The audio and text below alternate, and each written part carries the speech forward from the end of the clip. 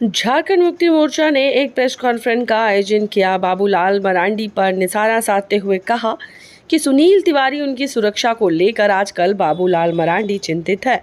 पत्र लिख रहे हैं। जेएमएम के केंद्रीय महासचिव सुप्रियो भट्टाचार्य कर रहे हैं प्रेस कॉन्फ्रेंस। सुनील तिवारी की तुलना बीजेपी सांसद बृजभूषण से की। सुनील तिवारी पर गंभीर आरोप, घर में काम करने वाले नाबालिग से यौन शोषण। ऐसे व्यक्ति के लिए पूरी बीजेपी चिंतित है। बाबूलाल उनके घर वालों का व्यापारिक रिश्ता है। कौन है सुनील तिवारी, उसकी सुरक्षा में क्या कमी है, उनके लिए बाबूलाल जी 4 पन्ने का पत्र क्यों लिख रहे हैं। बाबूलाल को चाहिए कि वे धरना पर बैठ जाए। सिर्फ और सिर्फ लूट के लिए उनके संरक्षण की मांग कर रहे हैं। सुनील तिवारी को सरकारी संरक्षण देने का मतलब है झारखंड की बहन बेटियों पर खतरा। सरकार से जेएमएम का आग्रह, राज्य सरकार सुनील तिवारी के मामले में पूरी तरीके से करे जांच। कुछ पूछ ऐसा होता है जो कभी सीधा हो ही नहीं सकता। जब आप एकदम बायस सुनने को तैयार नहीं, मानने को तैयार नहीं, देखने को तैयार नहीं, अब अंधे को हम रेबैन का चश्मा नहीं ना पहनाएंगे।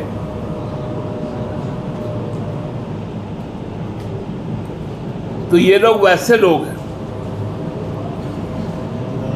जिनका एक ही मंत्र है, तमेव माता च पिता तमेव। इसलिए इनसे पार पाना से बेहतर है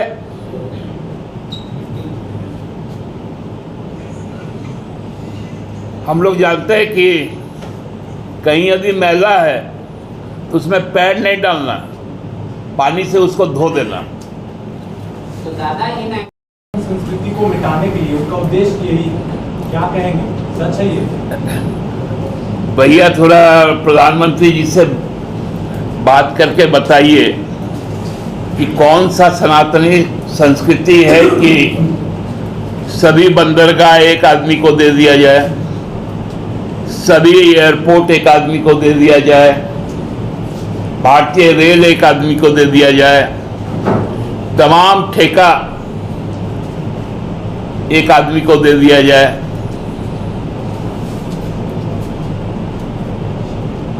तो वो हम लोगों से बात करते हैं सनातन पर।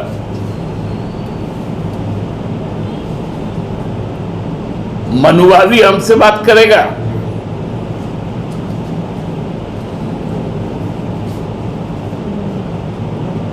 इन लोगों के पास में तो कुछ है नहीं। कर्नाटका का चुनाव में जय बजरंगबली बोले थे, जो गदा का मार पड़ा कि चारों खनचित हो गए। अब इस बार भी देखिएगा,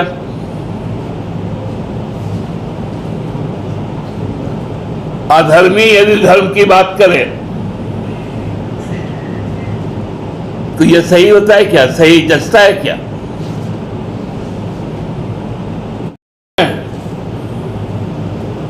तो वो आप तक भी पहुंचना चाहिए।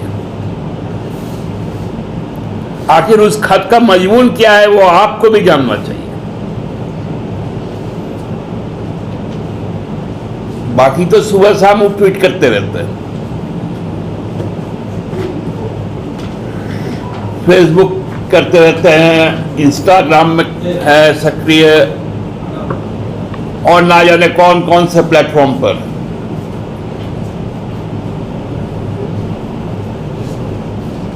लेकिन चुपके से पीछे के दरवाजे से जो सरकार को खत लिख रहे हैं, इसकी जानकारी वो नहीं देते। ये गंभीर विषय है।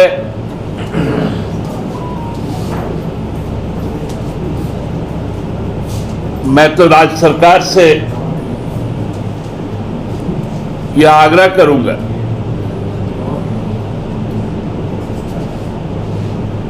कि पूरी तरह से निष्पक्ष होकर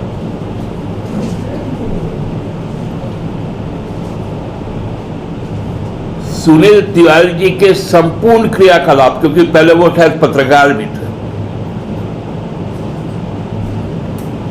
क्योंकि ये लोग कई रूप पकड़ता है।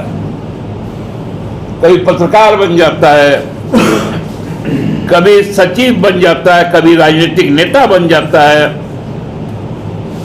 कभी वकील बन जाता है।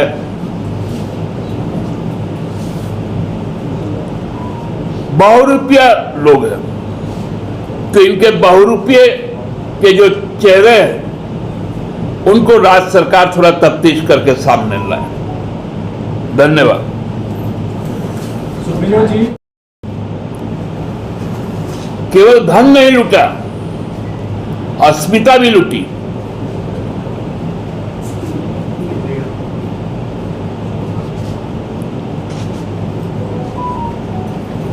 और वही लोग आज गला फाड़ फाड़ कर चिल्ला रहे हैं।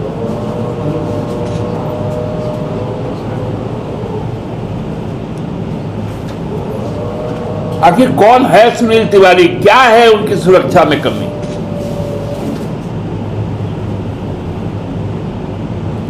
चार चार पांच पांच पन्नों का पत्र लिखा जाता है, पूरी कहानी लिखी जाती है, और वो आदमी तो बेल पर है।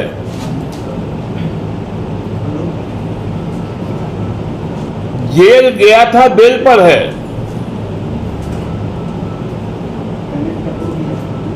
इतनी फिक्र क्यों है आपको?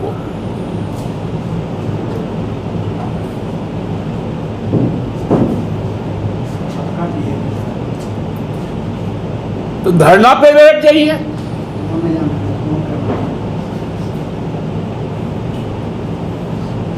आप तो अदानी के खिलाफ भी धरना पे बैठे थे, फिर कौन सा सौदा हुआ कि धरना समाप्त हो गया? आप आमरापाड़ा में भी बैठे थे धरने पे।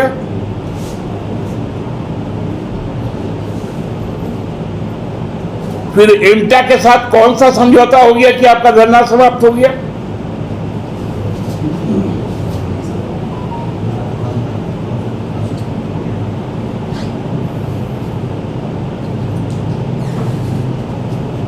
केवल और केवल लूट के लिए वो सरकारी संरक्षण मांग रहे हैं। जो आदमी अस्पत लूटे उसको सरकार सुरक्षा देगी, ताकि सभी बहू बेटी पे खतरा आ जाए।